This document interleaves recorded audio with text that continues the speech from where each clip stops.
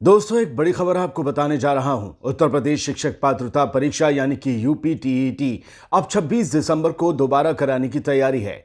एक दिन पहले ही पेपर लीक होने की वजह से परीक्षा कैंसिल कर दी गई थी। इसके बाद सरकार ने एक महीने के अंदर एग्जाम कराने का ऐलान किया था। ऐसे में तय माना जा रहा था कि नई तारीख 26 दिसंबर होगी।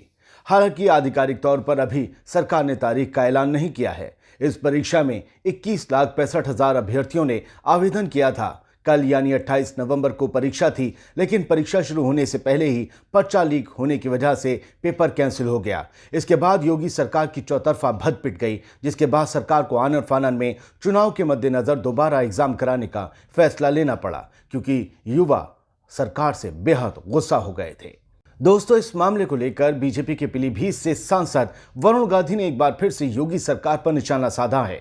यूपी शिक्षक पात्रता परीक्षा 2021 में पेपर लीक की जांच को लेकर वरुण गांधी ने सरकार की मंशा पर सवाल उठाए हैं।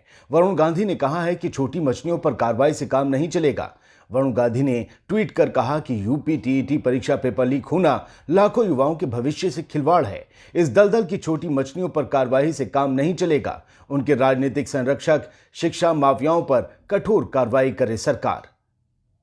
वरुण गांधी इससे पहले लगातार किसानों के मुद्दे पर सरकार के खिलाफ हमला बोल चुके हैं। वरुण गांधी लखीमपुर हिंसा को लेकर भी पीएम मोदी और सीएम योगी को खत लिख चुके हैं। इतना ही नहीं, वरुण लखीमपुर हिंसा मामले में मुख्य आरोपी आशीष मिश्रा के पिता केंद्रीय गृह राज्य मंत्री अजय मिश्रा टेनी की बर्खास्तगी की मांग भी उठा चुके हैं।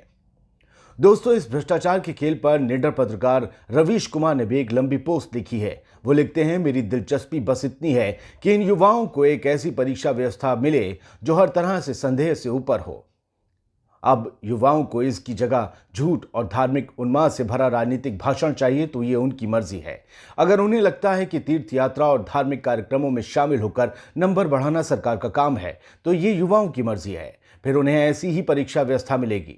अगर वो राजनीति में धर्म के तरह तरह के प्रकार के इस्तेमाल को अच्छा मानते हैं तो फिर उन्हें लंबे समय तक बेरोजगार होने के लिए भी तैयार रहना चाहिए। मैंने तरह तरह के इस्तेमाल लिखा है क्योंकि सांप्रदायिकता केवल एक इस्तेमाल है, तीर्थ यात्रा भी एक इस्तेमाल है, दीपोत्सव एक इस्तेमाल है। अगर आप यही चुनते हैं तो फिर आप नौकरी या आर्थिक नीतियों के विकल्पों पर बहस के मुश्किल रास्तों को छोड़ दीजिए। अच्छी परीक्षा व्यवस्था और प्रक्रिया की बात छोड़ दीजिए। मुख्यमंत्री योगी आदित्यनाथ ने कहा कि एक महीने के बाद फिर से शिक्षक पात्रता परीक्षा कराई जाएगी, लेकिन क्या वो दारोगा भर्ती परीक्षा भी फिर से कराना चाहेंगे?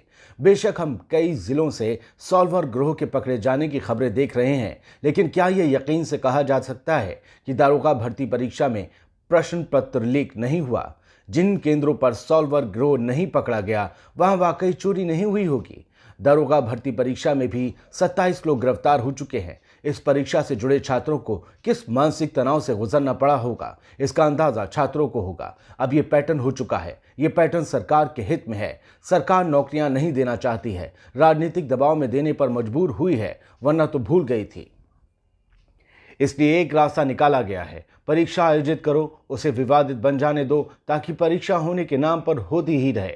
2-4 परीक्षा समय से करा दो ताकि उसका प्रचार कर अपने मुख्यमंत्री होने के गौरव का प्रचार होता रहे। प्रधानमंत्री नरेंद्र मोदी और मुख्यमंत्री योगी आदित्यनाथ के भाषणों को देखिए, जिनसे हेडलाइन बन रही है। हर दूसरे भाषण में माफिया पर जोर है। ये जोर कानून व्यवस्था के नाम पर होता है, लेकिन इसका टोन सांप्रदायिक होता है। कानून व्यवस्था के कवर में एक ही समुदाय को दंगाई से लेकर माफिया तक के रंग में रंगा जा रहा है। दोनों के भाषणों के तेवर से माफिया की परिभाषा बदल चुकी है। जब आप इसी राज्य की दूसरी खबरों को पलटकर देखते हैं तो अपराध के अलग अलग स्वरूप नजर आते हैं। प्रधानमंत्री और मुख्यमंत्री उन अपराधों को माफिया की श्रेणी में नहीं रखेंगे, क्योंकि इससे उनके भाषणों का वो टोन हल्का हो जाएगा जो गौरववाद की राजनीति का जोश भरता है। आप देख रहे हैं कि यूपी में परीक्षा माफिया कितना खतरनाक और दुस्साहसी हो चुका है। आजाद बोल इंडिया की रिपोर्ट।